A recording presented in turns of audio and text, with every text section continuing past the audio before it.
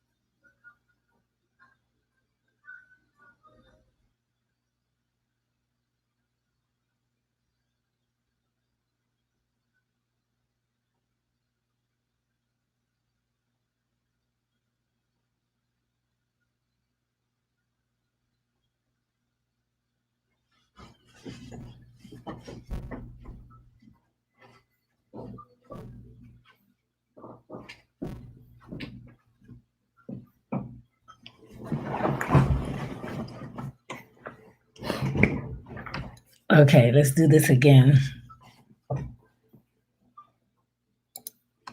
Okay.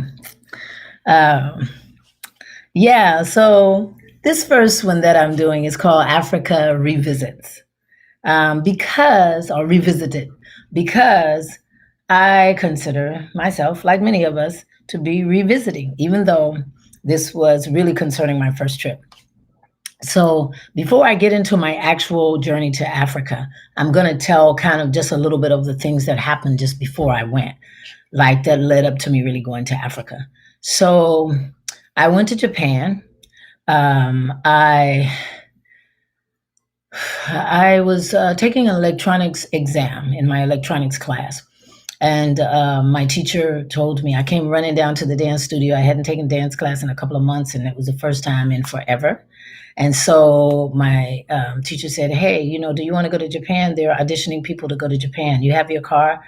Follow us. We're going over to the Marriott to this audition." So I go, and they didn't audition, but they interviewed. And I wound up being the only person that was picked. And I went to Japan, and it was a powerful experience. I had no idea what it was going to be like. People told me all kind of things before I went. Oh, they're going to put your body in a box and ship you to China and make you a prostitute. And I was like, I'll swim back. But I really didn't know what all I was getting into. But I'm so glad I went. So when I got there, I wasn't in Tokyo. I was in Hiroshima, called Hiroshima by a lot of people. And I didn't really know about the bomb. Of course, I probably had it on some exam in school, but I didn't really remember it.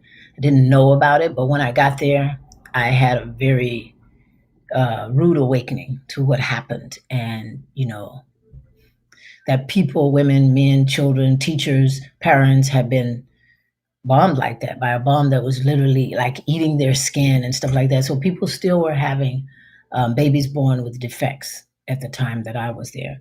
And fortunately, the beautiful thing, Hiroshima was still a lot of traditionalism. There were still people wearing kimonos, and people had never seen a black person. And there were two other girls that were picked to go with me, Jessica, who was from Los Angeles, and she and I are still friends today. And the other girl was, I can't remember her name, but it was a red-haired girl from Fresno. She was very cool. Both of them were very cool. But the red-haired girl had this 40-year-old husband. We were all young. She had a 40-year-old husband who showed up one day, like in Japan, with their baby. They had just had a baby. The baby was just a few months old.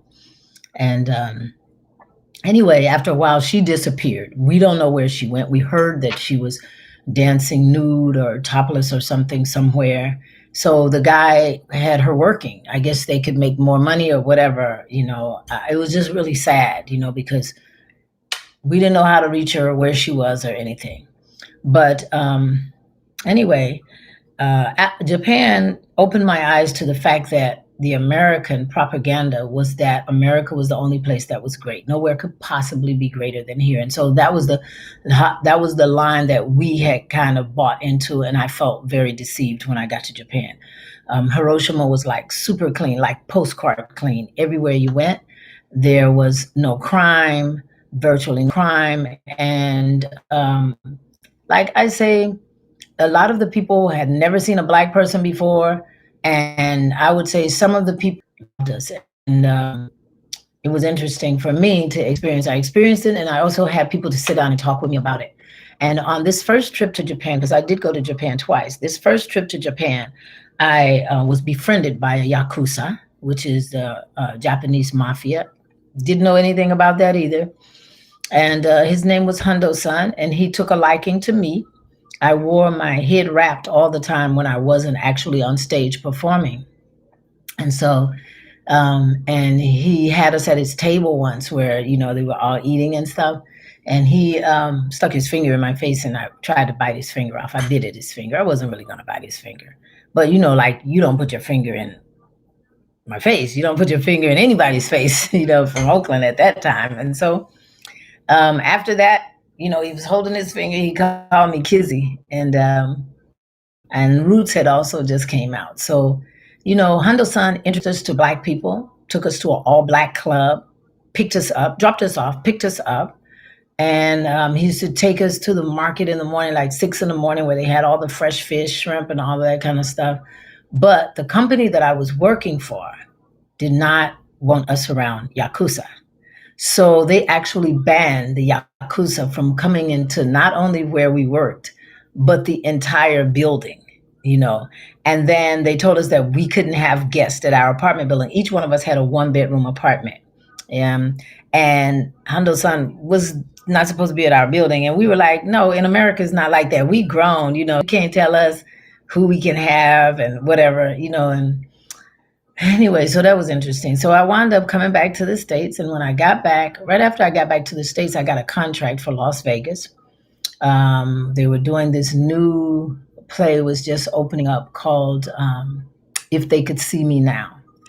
And I really kind of liked it, but I didn't really like it. It was very racist. The stage would open with all the white people dancing, and then they would have us, the Black people, about maybe 10 of us, and we would run out when the rhythm got really fast and do this little fast dance, and then we'd finish our thing, and we'd have to go all the way back to the back and go all the way up this staircase in the back of the stage that wasn't locked to the ground because they still had another show going on besides our show. So they'd have to remove our set and put that other set back up. So because of that, it was wiggling and wobbling and stuff.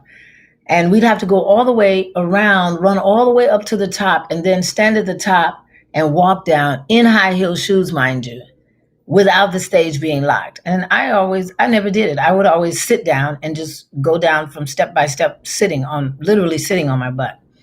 And especially after I read the contract, because the contract said that they would only pay for our hospital bill for like 3 days. I mean, it was crazy. And I wound up breaking the contract. When I asked them about it and they told me, yeah, that was true, I said, well, I don't want the contract anymore. They told me if I broke it, they would sue me. And I was like, okay, sue me.